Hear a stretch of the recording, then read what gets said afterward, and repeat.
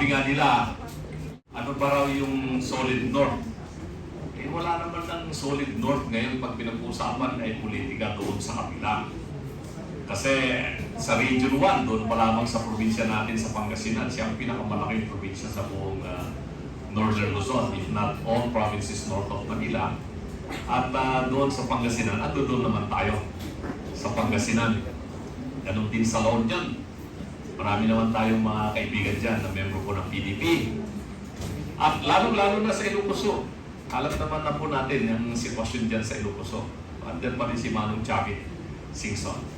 Pagdating naman sa Region 2, andito na ngayon ang bago nating presidente sa Region 2. At least nawalan ako ng isang malaking problema sa Northern Luzon. At andyan na si Atty. Jojo na kasama natin.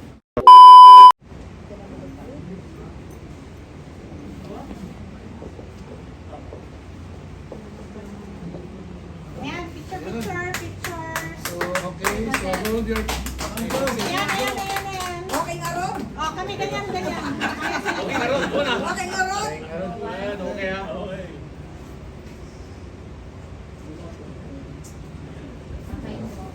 Okay. Congratulations. Tama ba yun, boss? Muna. Ngayon naman po ay hingan muna natin ng mensaheng paalala. Mensaheng paalala para kay Ka-Engelbert. Ano bang tawag ko sa'yo, Bert? Jojo. Jojo. Ka-Jojo. Oo nga, kay Ka-Jojo. Ng mensahe mula muna kay Karaul Lambino Hills from the north also. Ilocano din to no? Pangasinan Sea. Pero Ilocano din to. Karaul, please. Thank you, Ka-Astra. Secretary Albusi, the acting chairman of Partido Demokratiko Pilipino.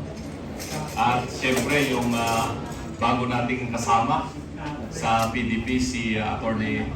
Jojo. Kapatak nga Ilocano nga mangmanti, rabonggan sa loyot nga day ti laok na nga itono nga punchit.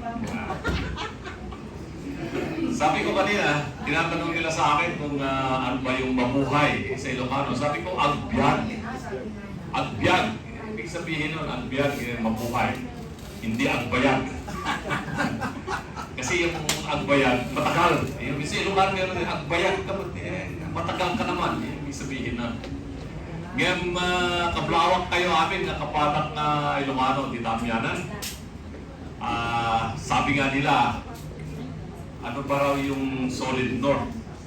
Eh wala naman ng solid north ngayon pag pinag-uusapan ay politika doon sa kabila.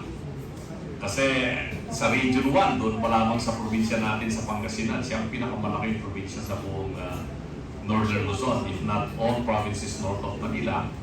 At doon sa Pangasinan, at doon naman tayo sa Pangasinan. Ganun din sa La Union. Marami naman tayong mga kaibigan dyan na membro po ng PDP. At lalo-lalo na sa Ilocos. Alam naman na po natin yung sitwasyon dyan sa Ilocos. Andyan pa rin si Manong Chavit Singson. Pagdating naman sa Region 2, andito na ngayon ang bago nating presidente sa Region 2. At least nawalan ako ng isang malaking problema sa Northern Luzon. At andyan na si Atty. Jojo na kasama natin. At dating Vice Mayor ng Tuguegarao City at siyempre, naging presidente ka ng Development Academy of the Philippines. Yun ang kailangan natin sa PDP. Yung kanilang damdamin, kaisipan, at ang ginagawa nila is more on development-oriented leaders. Na yun po ang direksyon ng PDP Lawan. Na kailangan po ay magkaroon tayo ng mga pinuno ng partido para mas mapalakas natin ang mga kasapi natin sa local at village leaders.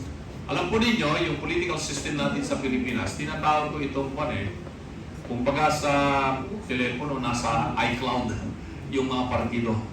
Political parties in the Philippines, except PDP Laban, wala silang pundasyon sa baba. Lahat nakalutang yung mga partido. Yung mga politiko na nandiyan, pwede silang magpapalit-palit, magpalipat-lipat, everyday kung gusto nila. But not in PDP Laban. We'll make sure that PDP Laban will be steadfast in inculcating to everybody's mind and heart that once you become a member of PDP Laban, starting now, this year, and towards 2028 and thereafter, that you remain to be a member of PDP Laban, that you are proud to be a member of PDP Laban. Party build-up, party system, and party strengthening is not measured by whether we are going to win the elections or not. We'll make sure that PDP Laban will know how to take care of its leaders and its members. We'll make sure that we are going to try our best to give our political opponents a good fight, and we'll make sure that our party members and party leaders will win in the elections. But if the outcome will not be as what we are trying to do and what we are thinking of, we may not end to be the victor, but we are not going to abandon you.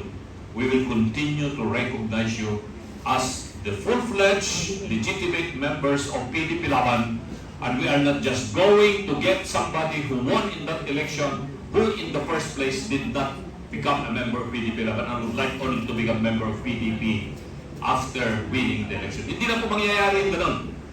Medyo masama ang naging karanasan natin sa PDP. Noong 2016, nanalo si Tatay Digong, biglang lumubo yung partido, lumaki yung partido, pero just as like the experiences of previous parties in the past, after hindi na presidente yung sa Pilipinas, yung nakaupo, doon na naman sila pupunta.